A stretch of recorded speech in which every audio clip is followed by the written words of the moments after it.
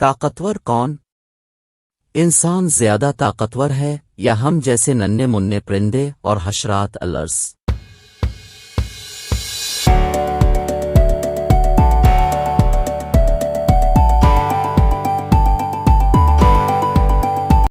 جنگل میں جشن کا سما تھا، بی مکھی جان محفل بنی بیٹھی تھی۔ ابھی کچھ ہی دیر پہلے کی تو بات ہے جب بی مکھی اپنی خوراک کی تلاش میں نکلنے والی تھیں کہ چڑیا نے ان کا راستہ روک لیا۔ اے بی مکھی، ہر وقت کہاں الفاڑ پھرتی ہو؟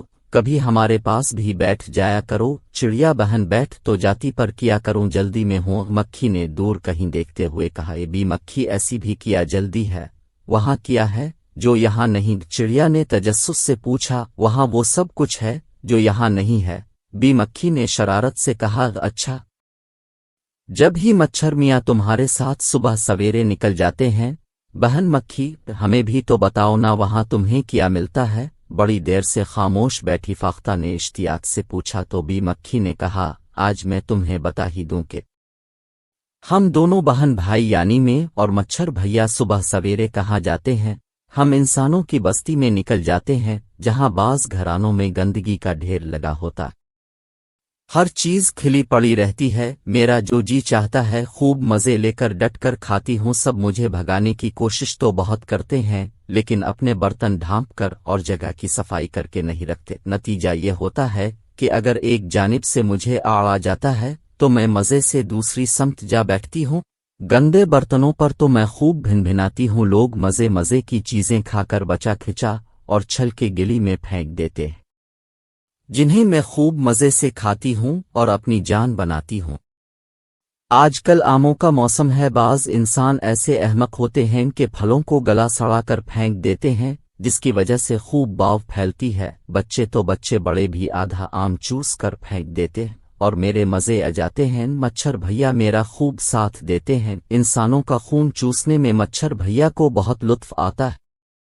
ٹھیلوں پر کھانے پینے کی مختلف اشیاء دیکھ کر میری رال ٹپکنے لگتی ہے، خاص کر بچوں کے اسکولوں کے پاس تو بہت ہی مزے آتے ہیں۔ بچوں کے لیے فروخت کی جانے والی کھانے پینے کی اشیاء پر تو سمجھو میرا ہی راج ہوتا ہے، خوب بھنبھناتی ہوں، جی بھر کر ان کا رس چوستی ہوں۔ میرے کئی اور ساتھی بھی میرے ساتھ موج الفاڑتی ہیں۔ جب بچے ہماری چوسی ہوئی چیزیں کھاتے ہیں تو سخت بیمار پڑ جاتے ہیں، خود بھی تکلیف الفاٹتی ہیں اور ان کے امی ابو بھی پریشان ہو جاتے ہیں۔ ڈاکٹروں کا تو کیا کہنا، ذرا سی بات پر ٹیسٹ لکھ کر دے دیتے ہیں اور فیس بھی بھاری وصول کرتے ہیں۔ ایک ذرا سے میرے رس چوسنے سے دیکھتے ہی دیکھتے ہزاروں روپے دواؤں پر الفاٹ جاتے ہیں، گھر کا بجٹ الگ متاثر ہوتا ہے اور میں خوب ٹھاٹ سے دندناتی پھرتی ہوں۔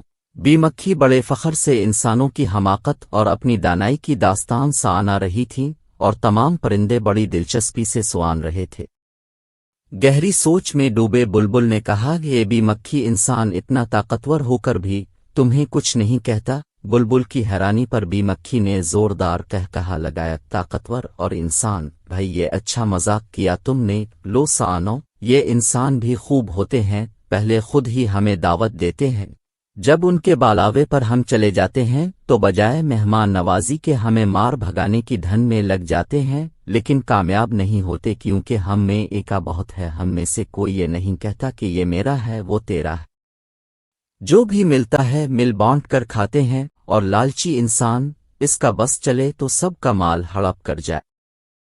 ایک دوسرے کو نیچا دکھانے کے چکر میں انسان خود کو کمزور کرتا چلا جاتا ہے، ذرا سی بات پر ایک دوسرے کو جان سے مار دینا انسانوں کے لیے معمولی بات ہے۔ پھر تم ہی کہو بلبل، انسان طاقتور کیسے ہو سکتا ہے؟ بھولی کوئل، یہی تو میں کہہ رہی ہوں کہ انسان کے قول و فعل میں تضاد ہوتا ہے، صفائی کی اہمیت بھی جانتا ہے اور غلاظت کے ڈھیر بھی لگاتا رہتا ہے، گندگی کے نقصانات الفاٹنے کے باوجود اپنی حرکتوں سے باز نہیں آتا، حالانکہ یہ بات وہ ہم سے بہتر جانتا ہے کہ عمدہ صحت کے لیے صفائی بہت ضروری ہے، اتنی ضروری جتنا کہ زندہ رہنے کے لیے تازہ ہوا اور سانس لینا ضروری ہے۔ اور مچھر بھیا نے تو کئی انسانوں کا خون چوس کر انہیں ملیریا میں مبتلا کر دیا، مگر انسان اتنا بے بس ہے کہ ذرا سے مچھر کو قابو نہیں کر سکتا۔ اب تم ہی بتاؤ کوئل بی بی کہ انسان زیادہ طاقتور ہے یا ہم جیسے ننھے منھے پرندے اور حشرات الارض؟